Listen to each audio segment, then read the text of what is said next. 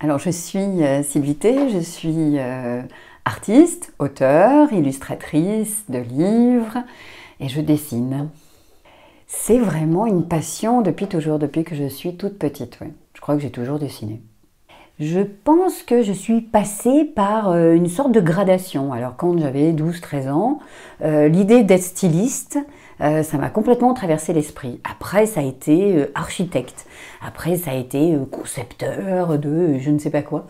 Mais le cœur, ça a toujours été dessiner. Et je voulais vraiment, ma grande idée, c'était avoir un atelier d'artiste. L'image un peu idyllique du 19e en fait. Hein.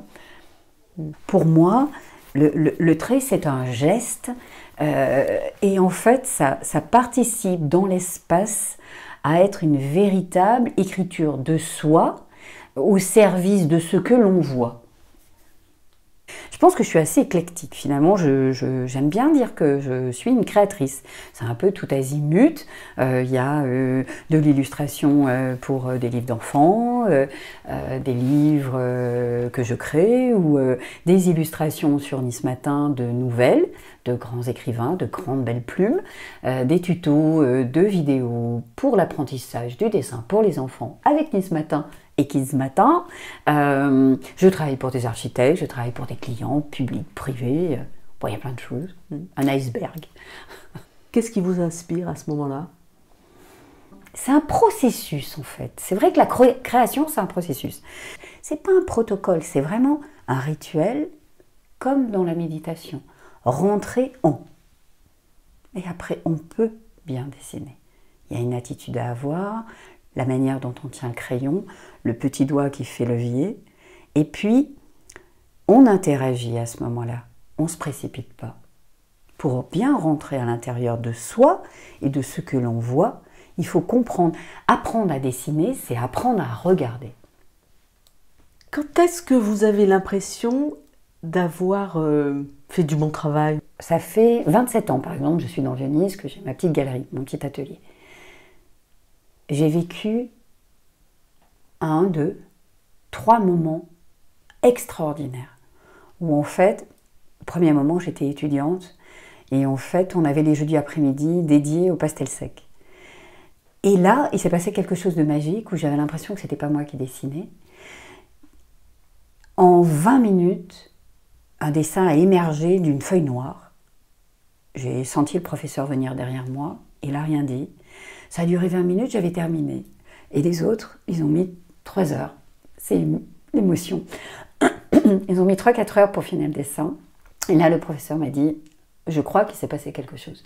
Et en fait, oui, c'était une espèce d'hyper-conscience, d'hyper-connexion avec quelque chose. Alors, ces états-là, c'est pour ça souvent je parle d'état.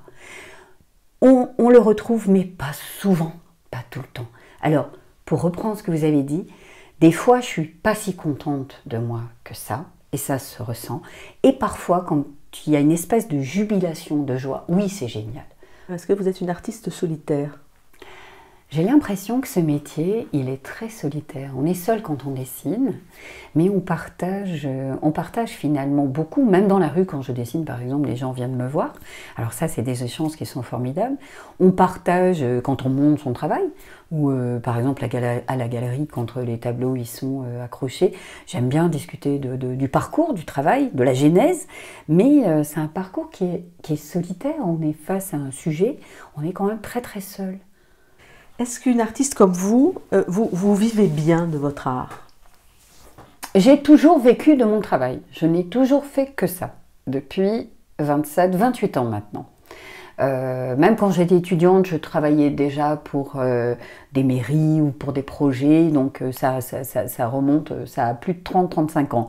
Je vivais bien. J'ai plus de difficultés maintenant. Ça veut dire que peut-être plus de travail, plus de communication, plus d'échanges pour à peu près un résultat qui est identique à 2002-2003. C'était des très belles années, peut-être que la société était aussi différente. Maintenant, pour bien en vivre, après c'est relatif par rapport à chacun, il faut plus de travail. plus d'énergie, plus de rencontres, plus de travailler jour et nuit, se lever à 5 heures du matin. J'ai fait un petit podcast où j'expliquais que voilà, quand on est une femme, qu'on est une femme artiste avec une famille, ben, il faut se lever à 5 heures du matin. Sinon les journées sont passées grandes. Donc c'est jour et nuit. C'était pas comme ça il y a des années. C'est quoi la prochaine étape? Alors, la prochaine étape, c'est une sorte de challenge parce que je crois que j'adore ça, puis j'adore les défis. C'est la création d'une application smartphone pour en fait visiter Nice autrement. Parce que j'ai créé cet été un hashtag qui s'appelle Je visite Nice en dessinant. Et ça a fait complètement une espèce de petit feu d'artifice. J'entraîne plein de gens avec moi. Et puis là, je me dis, et pourquoi pas une application smartphone? Vous pouvez être totalement au bout du monde. Et en fait, vous allez visiter Nice. C'est la réalité augmentée. Il y a mes dessins à l'intérieur.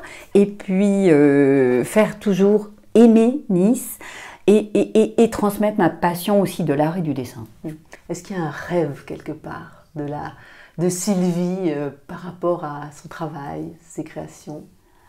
Moi, je crois que j'ai envie toujours de faire des livres parce que j'adore ça.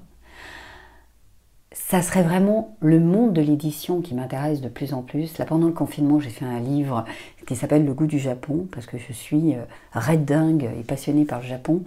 C'est toujours de la transmission à travers l'écriture. Vraiment, c'est être édité. Continuer à être édité parce que ça me passionne de plus.